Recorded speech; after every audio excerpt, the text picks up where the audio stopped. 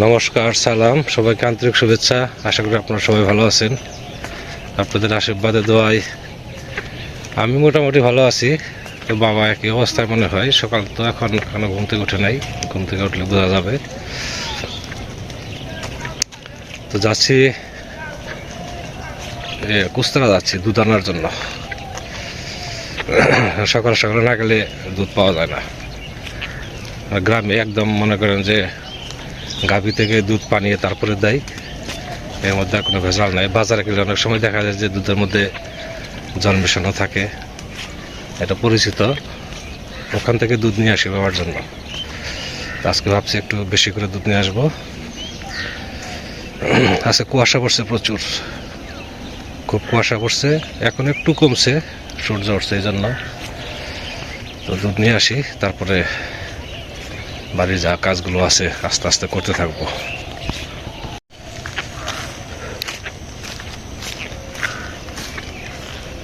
এখন কুয়াশা পড়ে ভালো, কদিন ধরে বেশ কুয়াশা পড়তেছে। গতকালকে ভালো কুয়াশা পড়ছিল, আবার এই যে রোদ তো সূর্য ওঠাতে দেখা গেছে 10টা-11টার দিকে কুয়াশা থাকে না, শীত কমে যায়। এ হচ্ছে আমাদের গ্রামের অবস্থা।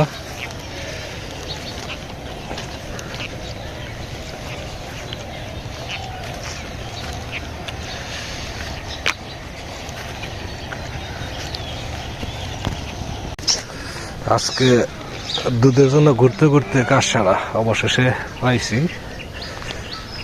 কারণ যেখান থেকে দুধ নেই ওখানে কে যেন অর্ডার দিয়ে রাখছে, এক না করে 5 দিন দুধ নেব।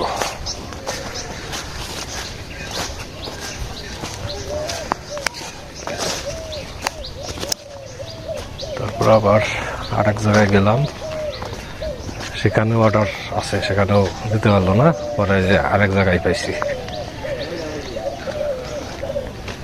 এখানে পাইছি 4 কেজি। 4 কেজিতেই হবে।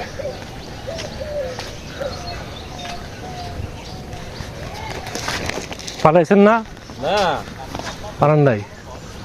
9টা, 9:30, 9টায়, 9:30 বানায়। 9টায়? হ্যাঁ তাহলে আধা ঘন্টা আরো। হ্যাঁ, আচ্ছা, তাহলে বোতল রেখে যাই নাকি? আচ্ছা দেন, আমি রাখি।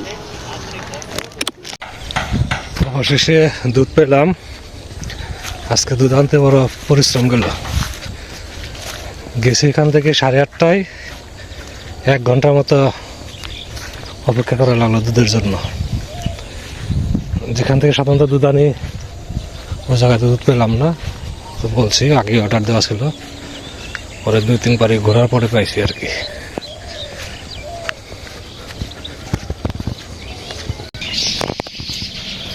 বাবা হাঁটাহাঁটি করতেছে দেখি।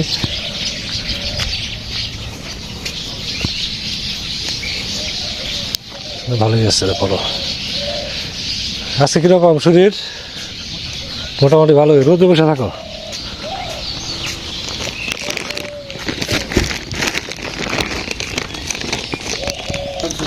এখানে 4 কেজি দুধ। আজকে আবার দাম বেশি পড়ছে, 10 টাকা করে। 80 টাকা কেজি নিচ্ছে, এমনি 70 টাকা করে আনি।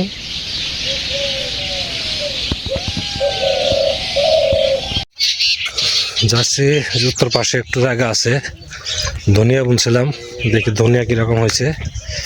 দক্ষিণ পাশে ভালো হয়েছে, এই পাশে আর আসা হয়নি। এ পাশেও খুব সুন্দর জ্বালাইছে, কিন্তু সাথে ঘাসও আছে। এত ছোট ছোট ঘাস তো এখন টানা যাবে না। এই যে ধনিয়া জ্বালাইছে, ওই যে পুরো জমিতে একইভাবে জ্বালাইছে। তো সার দিয়েছিলাম কিছুদিন আগে, আস্তে আস্তে বড় হোক, তারপরে গাছ যখন ধরার মতো হবে তখন গাছগুলো টেনে দেবো।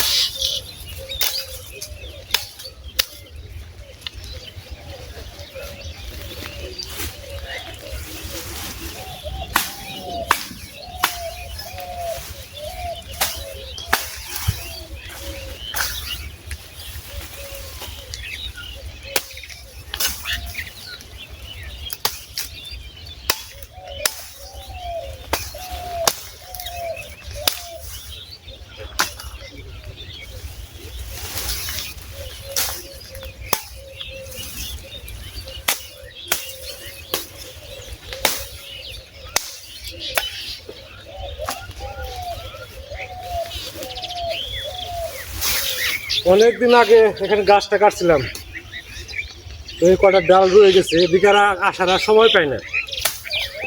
তো ভাবছি আজকে এই ডালগুলো কাটা শেষ দেই, কারণ হচ্ছে এখানে ডাল কেটে রাখলাম কতগুলো, তারা অর্ধেকটি নিয়ে গেছে।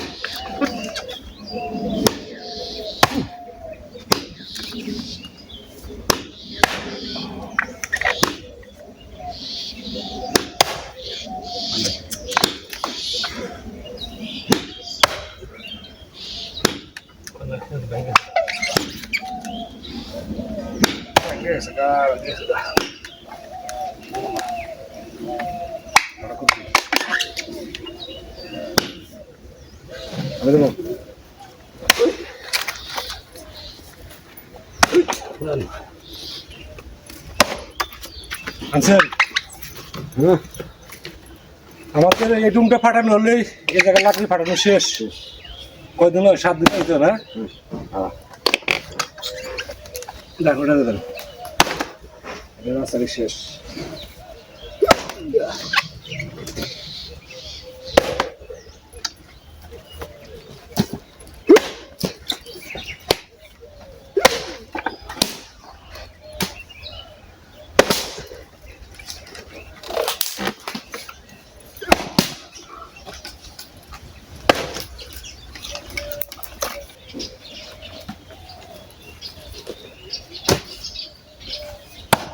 কম করে বাজা, এরকম করে কি বেশি করে বাজায়?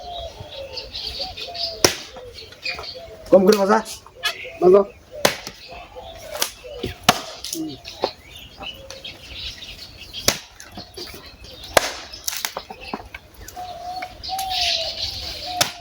কম করে বাজিয়ে বাজিয়ে বাজিয়ে বাজিয়ে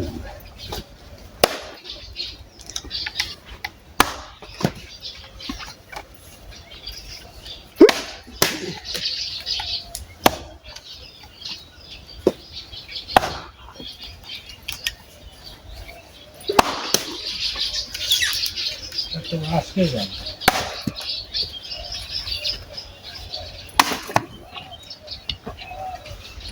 মাথা ভালো না, নষ্ট হয়েছে। লাকড়ি ফাটানো শেষ, লাকড়ি অনেক লাকড়ি হয়েছে। এই যে পাশে আছে, তারপরে এই যে কয়টা, এই যেখানে আগামীকাল ভাগাভাগি হবে না, বন্টক হবে আমাদের 3 জনের। আরো পাশে আরো গাছ আছে, আর কয়টা আছে পাশে? আর 3টা গাছ আছে। ওগুলো ছোট ছোট, এত বড় গাছ না। ওগুলো 3টা গাছ 2 দিনে, 1 দিন বা 2 দিন হয়ে যাবো, তাই না?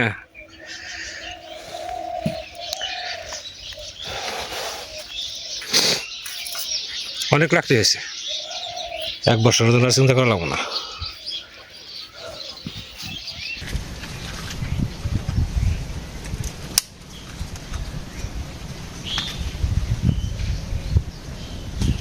আজকে রান্না করব নিরামিষ তরকারি। একটা হচ্ছে মূলা ভাজি, আর হচ্ছে আপনার গোটা সয়াবিন দিয়ে কপি দিয়ে একটা তরকারি।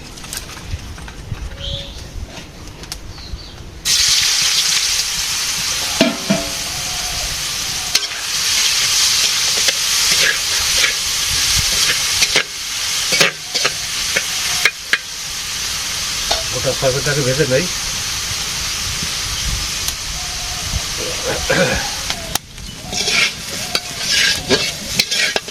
সয়াবিন ভাজি হয়ে গেছে।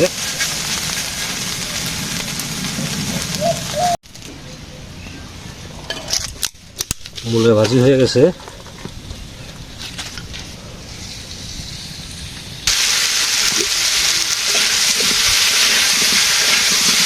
সবজি কষানো হয়ে গেছে। ঝোল দিয়ে দেবো।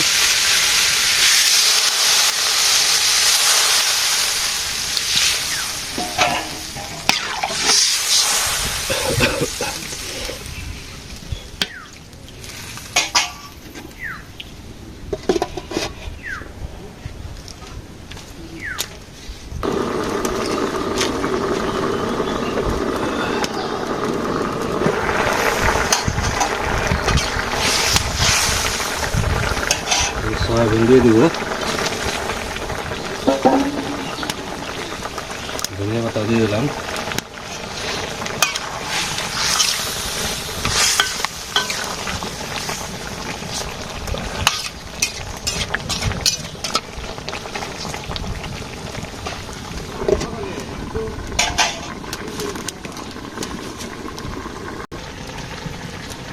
তরকারি হয়ে গেছে।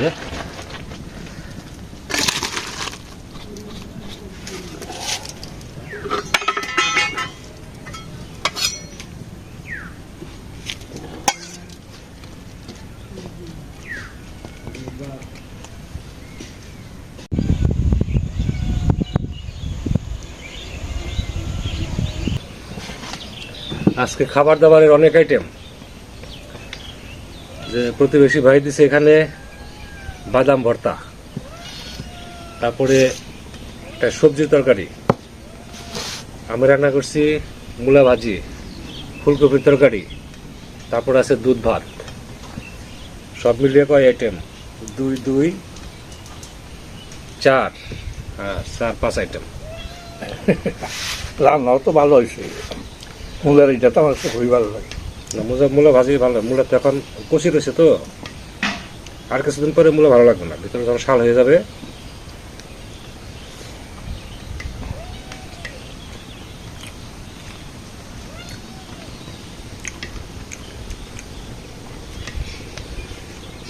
মাছের সে নিরামিষই ভালো রে।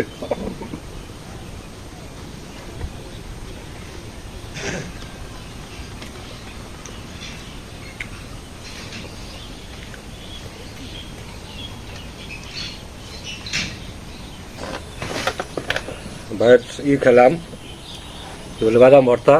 বাদাম ভর্তা খুবই সুন্দর হয়েছে। সবজি খাইনি, কারণ বুঝছে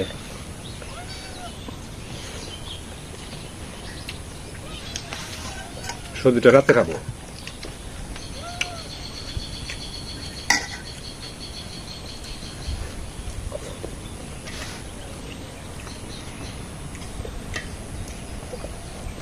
ফুলকপি ডেলি খাওয়া লাগতেছে, কারণ হচ্ছে না খেলে নষ্ট হয়ে যাবে।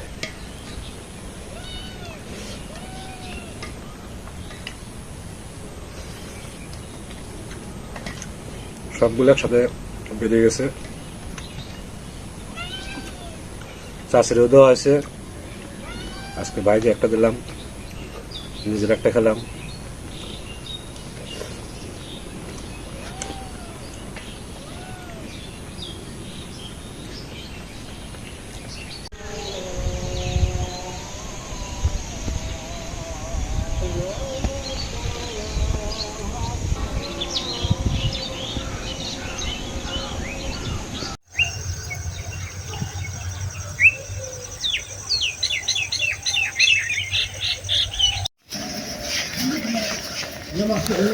কুস্তারার মধ্যে দিয়ে যাইতেছি। এখন বিকাল। কুস্তারার এখন আবার হচ্ছে গ্রামের ওই এই দিয়ে আর কি, ওই পশ্চিম সাইড দিয়ে রাস্তা পাকা হবে। আর এই সাইডে মনে হয় রাস্তা পাকা হবে আগামীতে। এখানে আরো কিছু মনে হয় মাটি ফেলবে। তারপরে পাকা করবে। আবার ওই আর একটু সামনে যে মাটি ফেলছিল ওখানে মাটি থাকে না, তো ওই ব্যবস্থা করে তারপরে সেটা পাকা করবে।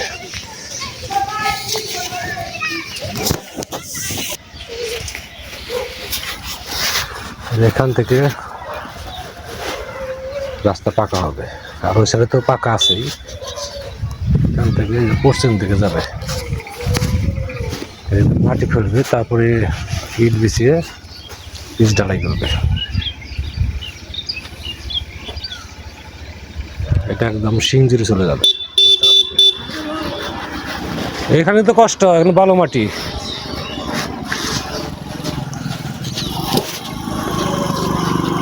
এই তো গেছে।